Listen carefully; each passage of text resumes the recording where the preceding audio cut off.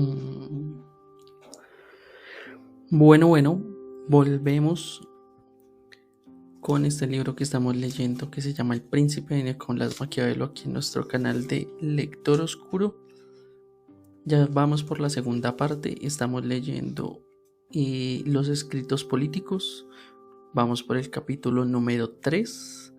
Este libro del Príncipe se divide en dos partes. Una que es El Príncipe y la segunda que es Escritos políticos. La primera parte ya la leímos completa y la pueden escuchar en nuestros canales de audio de Spotify, Apple Podcast, Google Podcast, que ahí están para que vayan y los escuchen. Y les recuerdo que nos pueden seguir en todas las plataformas de audio y en YouTube nos pueden seguir, le pueden dar me gusta, pueden dejar sus comentarios, como ya varias personas lo han hecho. ¿Listo? Entonces, sin más, vamos a continuar con el capítulo número 3 de los escritos políticos. La enemistad de los príncipes con la comunidad y con los suizos no necesita ulteriores razones, por lo notoria, así como la del emperador con dichos príncipes. Y habéis de saber que siendo el odio principal del emperador el que tiene a los príncipes, y no pudiendo humillarlos él solo, ha usado los favores de la comunidad y por igual razón ha mantenido de algún tiempo a esa parte. A los suizos, con los cuales parece últimamente haber venido a cierta confianza. Considerada pues toda esa división y añadiendo luego las que median entre un príncipe y otro, y entre una y otra comunidad, resulta difícil la unión que el emperador habría menester, y lo que hacía que todos tuviesen esperanzas en que las empresas del emperador fuesen grandes y triunfaran era que no había en toda Alemania príncipe alguno lo bastante grande para oponerse a sus designios, y que esta es la verdad, pero en lo que enseñaba era que no ver que no solo el emperador puede ser retenido de hacer la guerra moviéndosela a él en Alemania o provocando tumultos en ella, sino que también cabe retenerla no ayudándole, porque aquellos que no osarían moverle guerra, sí osarían negarle su ayuda, y quien no osará negársela, si osaría no prestársela tras prometérsela, y aun quien no se arriesgue a esto, se arriesga a definirla de modo que no la presentase en tiempo valedero. Y todas estas cosas le ofenden y perturban, sabiendo que le prometieron 19.000 hombres y nunca se vio que llegara más de 5.000. Esto debe nacer en parte de las razones antedichas y en parte de haber él tomado dinero en cambio de gente, y acaso por haber aceptado 5 donde eran 10, y viniendo en otra declaración acerca de la potencia de Alemania a su unión. Digo que ese poder es más para la comunidad que en los príncipes, porque los príncipes son de dos géneros, temporales o espirituales. Los temporales están reducidos a una gran debilidad, en parte debida a sí mismos, a causa de estar cada principado dividido entre varios príncipes, por observar repartos iguales en las herencias, y en parte por haberlos rebajado al emperador, favoreciendo por la comunidad, según se ha dicho, al punto de que son amigos inútiles y enemigos poco temibles. Quedan los príncipes eclesiásticos, los cuales, cuando no están aniquilados por las divisiones hereditarias, han sido reducidos a poco por su comunidad, con el favor del emperador. Así, los arzobispos lectores y otros semejantes no pueden nada en su propia comunidad de lo que nace que ni ellos. ni aun sus ciudades, por estar divididas, pueden favorecer las empresas del emperador, aunque quisiesen. Pasemos a las comunidades francas e imperiales. Pasemos a las comunidades francas e imperiales, que son el nervio de la provincia y donde hay dinero y orden. Por muchas razones, estas comunidades son frías y de proveer al emperador, porque sus intenciones principales son mantener su libertad y no adquirir imperio, y aquello que no desean para sí no se curan de que otros lo tengan. Además, por ser tantas y cada una dueña de sí, sus subsidios, cuando consisten en prestarlos, son tardíos y no de la utilidad que se requería. Daré un ejemplo de esto. Hace 9 años los suizos atacaron el estado de Maximiliano en Suiza.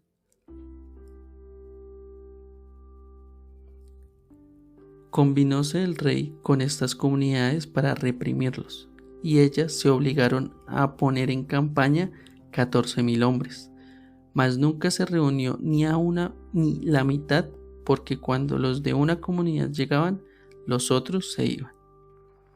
Así, el emperador, desesperado de tal empresa, pactó con los suizos y cediéndoles Basilea. Por tanto, si en empresas propias han obrado de tal suerte, piénsese cómo obrarán en cosas ajenas. Unidas, pues, todas estas cosas hacen que esa potencia sea pequeña y poco útil al emperador. Los venecianos, por el comercio que tienen con las comunidades de Alemania, han entendido más y se han opuesto mejor a esta que los demás italianos, porque si hubiesen tenido aquella potencia, no se les habrían opuesto, y aun si oponiéndosele creyeran que podían unirse, no la habrían injuriado. Pero conociendo esa imposibilidad, se han mostrado los arrogantes que se han visto. No obstante, casi todos los italianos que hay en la corte del emperador y de los cuales he oído las cosas que manifiesto, permanecen obstinados en la esperanza de que Alemania se reúna ahora y el emperador se eche en sus brazos y tenga el orden de capitanes y gentes que se reunió en la dieta de Constanza. Cuentan los mismos que el emperador ceda por necesidad que los demás lo hagan de agrado, por recobrar el honor del imperio, sin que les estorbe la tregua, como hecha por el emperador y no por ellos. Alegan a esto algunos que no conviene fiar mucho en lo que pueda suceder, porque a diario vemos que las cosas que en una ciudad competen a muchos andan descuidadas, y mucho más debe acontecer en su provincia. Saben, además, las comunidades que la adquisición de Italia sería para los príncipes y no para ellas, puesto que ellos pueden ir personalmente a gozar de las tierras de Italia, y las comunidades no, y donde el premio ha de ser desigual, los hombres solo contribuyen de mala gana. La opinión, pues, se encuentra indecisa, no cabiendo presumir lo que haya de suceder. Esto es lo que yo he entendido de Alemania respecto a otras cosas, como la paz o guerra que pudiese haber entre esos príncipes. No he oído decirlo bastante, y siendo lo oído todo fundado en conjeturas, de las que aquí se tiene verdadera noticia y mejor juicio. Lo omitiré. Bueno, así terminamos el capítulo número 3. Vamos por el capítulo número 4. Discurso sobre las cosas de Alemania y sobre el emperador. Por haber escrito a mi llegada aquí acerca de las cosas del emperador y de Alemania, no sé qué más decir. Hablaré únicamente del nuevo sobre la naturaleza del emperador, el cual es de por sí hombre dilapidador, en más medida de cuantos en nuestra época o antes han existido, lo que hace que ande siempre en necesidad y no le baste suma alguna. Cualquiera que sea el agrado de forma en que se encuentre, es mudable, pues quiere hoy una cosa y mañana no. No se aconseja con nadie y cree en todos. Desea las cosas que no puede tener y de las que puede se aparta. Y por eso toma siempre sus decisiones al revés que debiera. Por otro lado, es hombre belicosísimo, sabiendo conducir un ejército bien, con justicia y con orden. Es sufridor de cualquier fatiga como el más resistente y ambicioso en los peligros. De manera que como capitán no es inferior a nadie. Es humano con sus audiencias, pero gústele darlas en su albedrío, no queriendo también ser cortejado por los embajadores, sino cuando envían a buscarlos. Es reservadísimo, siempre en continua agitación de cuerpo y ánimo, mas a menudo deshace por la tarde lo hecho en la mañana. Esto torna muy difícil las embajadas cerca de él, porque lo más importante en un orador o legado que despache un príncipe o república es el conjeturar bien las cosas futuras, así en su marcha como en sus hechos, en razón a que si la conjetura con inteligencia y las hace comprender bien a su superior, éste podría siempre mendrar en sus cosas y proveer a debido tiempo. Ello, cuando se cumple bien, honra al que está fuera y beneficia al que queda en casa. Sucedió lo contrario cuando se cumple mal. Para describir esto particularmente de Milán. De manera que hoy todas las buenas tierras francesas son de corona y no de señores privados. Hay otra poderosísima razón para la magnificencia de este rey, y es que en el pasado Francia no estaba unida a causa de los potentes varones que osaban cuando les apetecía levantar cualquier empresa contra el rey, como sucedía a los duques de Guyena y Borbón. Todos esos señores les son hoy obedentísimos, lo cual redunda en la magnificencia. Otra razón más es que antes a cualquier príncipe vecino bastándole desearlo para poder atacar el reino de Francia, pues que siempre podían contar con un duque de Bretaña, o de Guyena, o de Borgoña, o de Flandes, quien le abría camino, auxiliábale, según sucedía cuando el inglés guerreaban con Francia. Siempre entonces estaba de hacer el rey mediante un duque de Bretaña, como también un duque de Borgoña mediante un duque de Borbón. Pero siendo ahora Bretaña, Guyena, el Borbonesado y la mayor parte de Borgoña súbditos obedientes de Francia, no solo faltaban a tales príncipes los medios de dañar el reino de Francia, sino que tienen esas regiones por enemigas, y así el rey poseyendo esos estados es más poderoso y sus enemigos más débiles.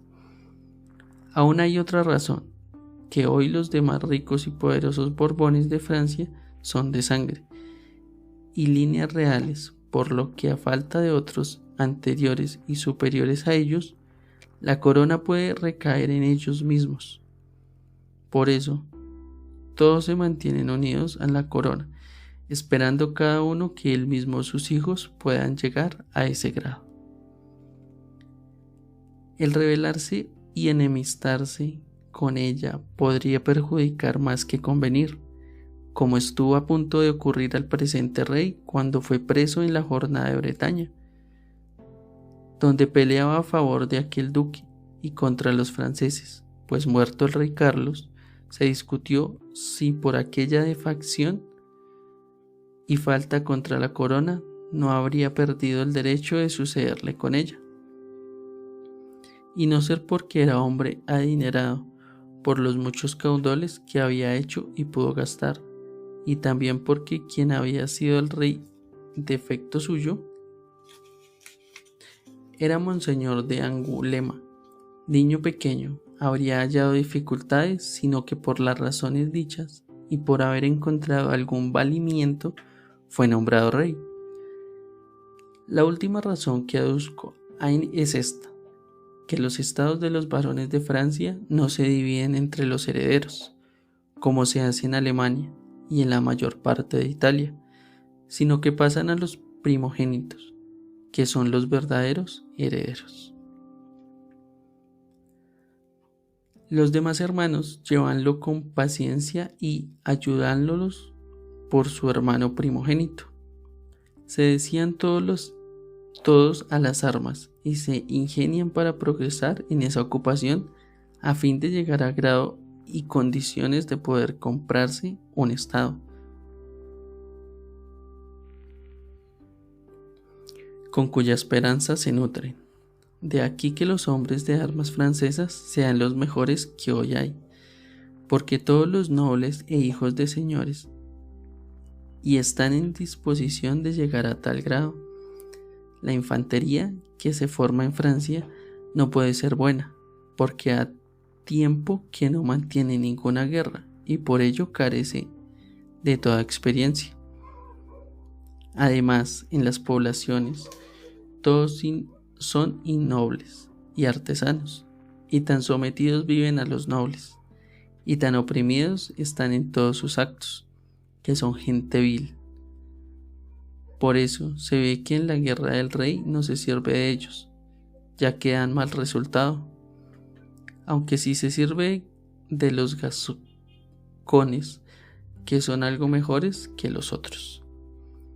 Ello se debe a que viviendo las gascones vecinos a los confines de España vienen a tener algo de los españoles. No obstante, según se ha visto de muchos años acá, las gentes de Gascuña han dado más prueba de ladrones que de buenos soldados. Aún en la defensa y salto de ciudades se portan bien, pero en campo abierto, comportándose mal en lo que difiere de suizos y tudescos, sin igual en campo raso, pero inútiles para defender o atacar ciudades. Opino que provienen esto de en esos dos casos que no pueden mantener el orden militar que tiene en el campo. Así, el rey de Francia se sirve siempre de suizos o lasquenetes, porque sus hombres de armas, cuando se les oponen enemigos, no se fían de los gascones. Y si la infantería fuese tan buena en Francia como la gente de armas, no hay duda de que todo bastaría a su aliento para defenderse de todos los príncipes. Los franceses son por naturaleza más feroces que valientes o diestros, y si hay quien pueda resistir de primer ímpetu de su fiereza, se tornan tan humildes que pierden tanto el ánimo que se truencan en viles mujeres. No saben tampoco soportar incomodidades ni fatigas, y como el tiempo descuidan las cosas de tal modo que es fácil hallándoles en desorden superarlos. La experiencia de esto se ha visto muchas veces en el reino de Nápoles, últimamente en el Garellano, donde eran 2 veces más numerosos que los españoles, y se creía que en cualquier momento habían de destrozar a estos. Y con todo, cuando comenzó el invierno, con fuertes lluvias, principaron a diseminarse por las ciudades vecinas para estar más a su grado, y así el campamento quedó poco guarnecido y con escaso orden, de modo que los españoles resultaron victoriosos contra toda razón.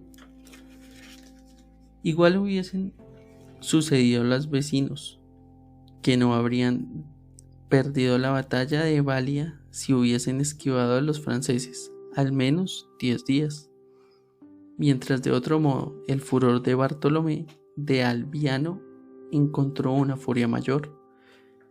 Otra cosa sucedió en Ravenna a los españoles, quienes no se acercaban a los franceses, sino que los hostigaban y desordenaban, aprovechando su mal gobierno y falta de vituallas, que los venecianos les cortaban por Ferrara y los españoles podían impedir por Bolonia. Solo que una parte tuvo poco consejo y la otra menos juicio, y el ejército francés quedó vencedor, aunque su victoria fue muy sangrienta.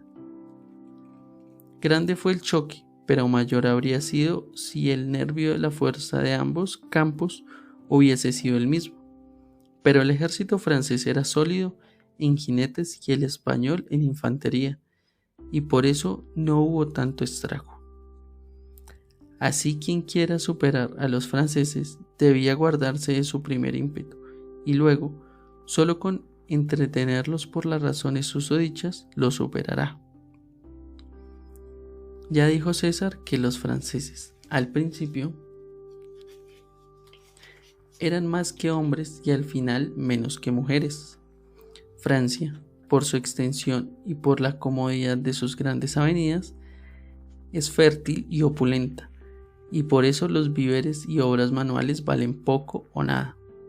A causa de la escasez de dinero que hay entre las gentes del pueblo, las cuales apenas pueden reunir lo suficiente para pagar a sus señores los tributos, aunque son pequeñísimos. La causa de esto es que nadie puede consumir sus provisiones, ya que cada uno recoge sobras y puede venderlas. Dándose el caso de que si una población de grano no encontraría a quien, pues que todos tendrían lo mismo para vender, y los nobles, fuera de vestir, no gastan en nada los dineros que recogen de sus súbditos, porque poseen ganado bastante para comer, infinitas aves de corral, lagos y lugares llenos de toda suerte de caza, y así cada uno se mantiene universalmente de la tierra, de modo que todo el dinero se concentra en los señores que hoy posee mucho, y cuando la gente popular tiene un florín, se considera rica. Los prelados de Francia recogen 2/5 partes de las rentas del reino, porque hay bastantes obispados que reúnen lo temporal y lo espiritual. Y como poseen cosas sobradas para la subsistencia, todos los censos y dinero que reciben no salen nunca de sus manos, dada la vara naturaleza de prelados y religiosos. Lo que llega a los cabildos e iglesias se gasta en platas, joyas y riquezas para ornamentos eclesiásticos, de modo que unido lo que tienen propiedad las iglesias y lo que tienen los prelados en particular, representa entre dinero y plata un tesoro infinito. Para consultar y gobernar las cosas de la corona y estado de Francia, siempre intervienen principalmente los prelados, y los demás señores no se curan de ellas, sabiendo que ha de corresponderles su ejecución. No obstante, contentándose todos unos con ordenar y otros con ejecutar, aunque a veces intervengan en ordenar veteranos hombres de guerra, ya que si ha de razonarse de semejantes cosas, pueden guiar a los prelados que no tienen práctica de las tales. Los beneficios de Francia, en virtud de cierta pragmática obtenida de los pontífices, largo tiempo son conferidos por sus cabildos, de manera que los canonigios, cuando muere su obispo o arzobispo, reúnese y confiérese los beneficios de aquel, para que los que parecen los puedan merecer. A menudo tienen que algunas disensiones, porque siempre hay algunos que se buscan favor con dinero y otros con su virtud y buenas obras. Análogamente hacen los monarcas al nombrar los avanes. Los demás pequeños beneficios son concedidos por los obispos de sus subalternos. Si alguna vez el rey quiere nombrar un obispo a su albedrío, ha de forzar los usos, porque los canónigos se niegan a darle posesión, y de ser forzados a pesar de todo, muerto el rey, disponen al prelado y lo destruyen por el que los elige. El carácter de los franceses tiende a apetecer lo ajeno, a ser pródigo de ello y de lo propio. Los franceses roban para comérselo y malgastarlo, gozándolo con aquel a quien ha robado. Carácter es este opuesto al de los españoles, pues lo que estos te quitan no vuelves a verlo más. Mucho temor tiene Francia de los ingleses por las grandes incursiones y daños que ellos causaron en otro tiempo a aquel reino. Así que el nombre inglés es entre la gente del pueblo formidable, ya que no disciernen que Francia está hoy condicionada de manera diferente a lo antaño, pues que se halla armada, experta y unida, y domina los estados en que antes se fundaban los ingleses, como eran los ducados de Bretaña y Borgoña. Mientras por lo contrario los ingleses no están disciplinados a causa de que tanto que tienen la guerra, que de los hombres que entre ellos viven, hoy no hay uno que haya visto nunca un enemigo cara a cara. Mucho debieran temer los franceses a los españoles, por sagacidad y vigilancia de estos, pero siempre que el rey español quiera atacar a Francia, lo hará con grandes incomodidades, porque desde el estado de que saliesen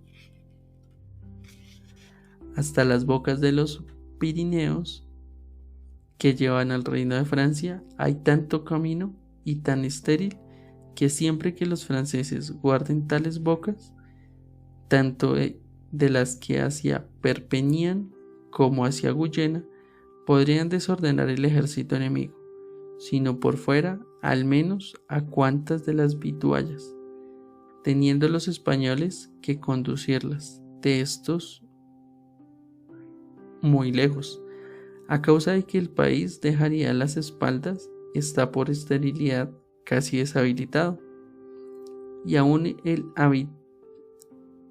el habitado apenas produce lo suficiente para la vida de sus moradores. Por eso los franceses de los Pirineos no temen mucho a los españoles. Bueno, así terminamos un segmento más de este libro que se llama El Príncipe de Nicolás Maquiavelo. Ya vamos en la parte de los escritos políticos, el capítulo número 4, y en un próximo episodio vamos a terminar el capítulo número 4 e iniciar el capítulo número 5. Bueno, entonces les recuerdo que nos pueden seguir en las plataformas de audio. Y sin más, nos vemos en una próxima oportunidad. Chao, chao.